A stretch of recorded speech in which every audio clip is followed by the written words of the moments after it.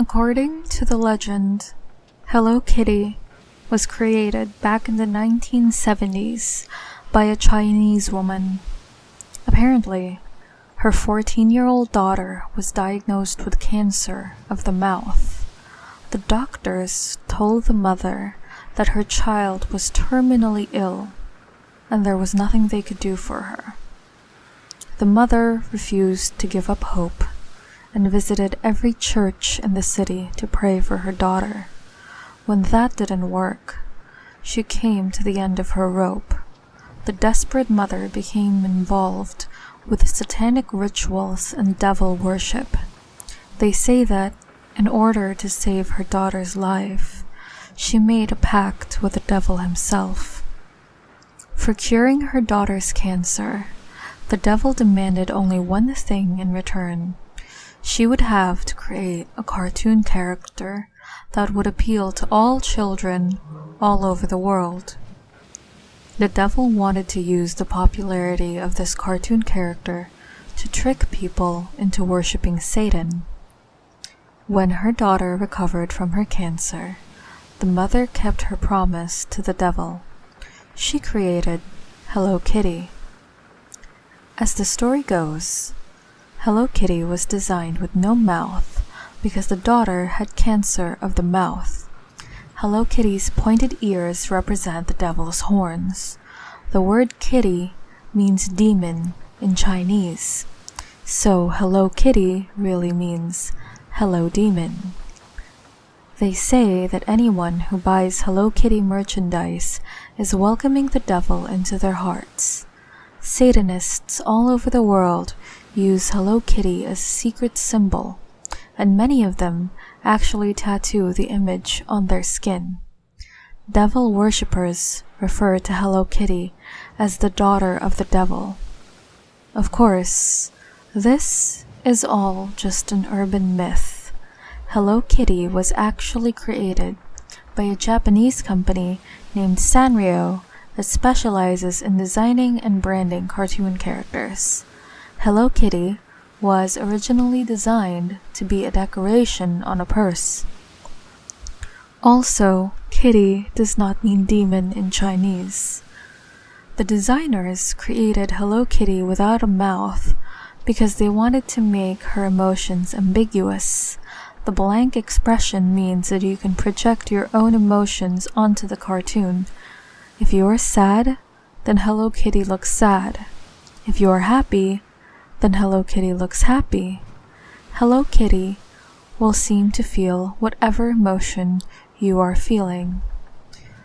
So, the truth is that Hello Kitty is not associated with satanic rituals or devil worship at all. However, in 1999, a brutal murder took place in Hong Kong. It later became known as the Hello Kitty murder. 3 men kidnapped a young woman and held her captive in their apartment for a month. They tortured her and then murdered her. It was known as the Hello Kitty murder because the killers cut off the victim's head and hid it inside a Hello Kitty doll. Now, that's a true story. One evening, when I was in my junior year of high school, my mom and dad went out, leaving me home alone. I had a lot of homework to do, so I spent the whole evening sitting at the desk in my bedroom. My parents left the house around 6 p.m. While I was doing my homework, I put on my headphones and listened to loud music. There was a big storm that night and my desk was facing the window, so I could see the rain and the lightning outside. My parents got back around 11 p.m. When I saw their car drive up, I took off the headphones.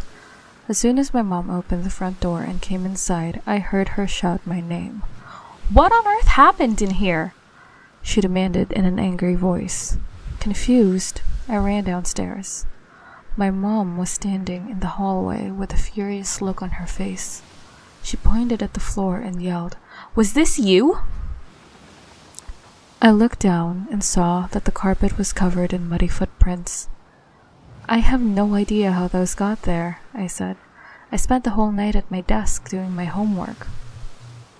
I watched as the look on her face changed from anger to confusion and then to fear.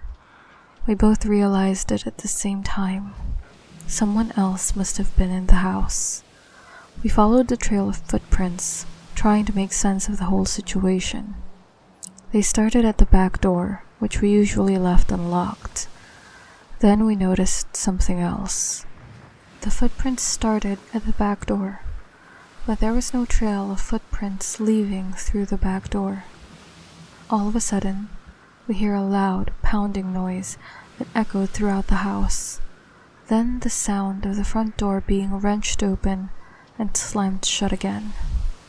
We all ran into the garage and locked the door behind us.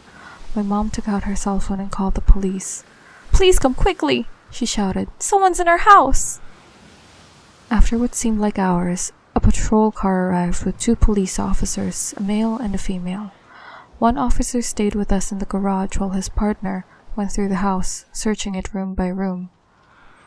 When she came back, the female officer told us that there was no one in the house and it was safe to go back in. As we were all breathing a sigh of relief, she asked, "Whose bedroom is upstairs on the left?"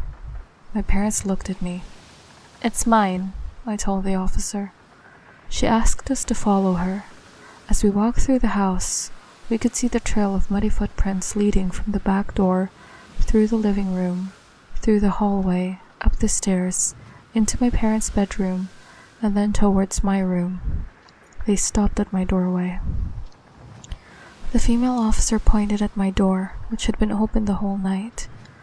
Scrawled on it in black marker was the following: 8:47. "I see you." 8:53. "You forgot to lock the back door." 8:59. "You seem focused." 9:24. "Turn around." 9:47. "Look at me." 10:15. "Look at me." 10:37. "Look at me." 10:49. "Look at me." For more than 2 hours, someone had been standing in my doorway, watching me. To this day, I still shudder to think what would have happened if I had turned around. There was once a woman who lived by herself in a quaint house in the country. Her husband had passed away about 5 years back, and she was planning on moving soon. One day, while packing up some of her husband's things, she noticed that the temperature dropped really low. She walked down the hall to check the thermostat, but when she got there it showed no difference in temperature. She thought about it but figured that it must be broken. She decided that she would call someone the next day to fix it. When she passed the mirror on the wall on her way back, she thought she saw a movement of shadows in the reflection. Then the temperature suddenly returned to normal, and when she looked back at the mirror, nothing was there. She shrugged and went back to packing. A couple of days later, the temperature dropped again. Again, the woman went to the thermostat, and again it showed no change. She remembered that she had forgotten to call someone to repair it. She promised herself that she would call after her show on TV that she had been watching. When she passed the mirror, she again saw the movement of shadows. She stopped. In the reflection, she saw a shadow, nothing but a shadow, slightly translucent but visible. The shape was indescribable. It changed shape like water flowing, about the size of a tall person. It stepped out from the wall behind the woman, but when she turned around to face it, nothing was there. Now she was scared. She began to tremble. Slowly, she turned back to the mirror. The figure was still there, and closer. She screamed out, "Help!" But no one came. Closer and closer it came. A few weeks later, a friend of the woman's stopped by to say hello. She knocked and knocked, but there was no answer. The next day, a police officer came out to investigate, but he found nothing but a few empty boxes and the TV on. It was put down as an unsolved case. The house was soon cleaned out and put out on the market for sale. For many years, the house was empty, what with all of the stories going around about it. But one day, a small family consisting of a mother, father, and daughter moved from the city into the house. All was well until one day the temperature dropped in the house. The daughter went to her parents and asked them what happened. They said they didn't know, and they went to the thermostat to see. It showed no change in temperature. They decided to call someone. The daughter went back to playing with her dolls in her room. Had she looked up to her mirror, she would have seen a shadow peeking from behind the reflection of her bed. But just then her parents came in to tell her that someone was coming the next day to fix the thermostat and that she'll have to deal with it for a while. But when they finished saying this, the temperature went back to normal. The parents said never mind. A few weeks later, the temperature dropped again. The girl was brushing her hair at the time, in front of her mirror. She saw the shadow behind the reflection as it started to creep towards her. She screamed. Her parents came in asking what happened. She told them, but they didn't believe her. She tried to make them believe her, but it was of no use. They took her to a psychologist to get her help. When she came home, she believed it was all a figment of her imagination. She probably would have kept believing that, except about a year later, the temperature dropped once again. The girl was by herself because her parents had gone to the theater and left her alone since she was 13 years old. She was experimenting with makeup at the time, in front of her mother's mirror. She stared in terror as the thing crept out from behind the bed. She trembled, but didn't call out. She knew no one would come. And now, as it had done before, the thing came closer and closer, closer and closer. When the girl's parents came home, they found the house empty. Their daughter was nowhere to be found. The police report said another unsolved case. The house still stands to this day, and it's still on the market if you want to buy it. It's a bargain.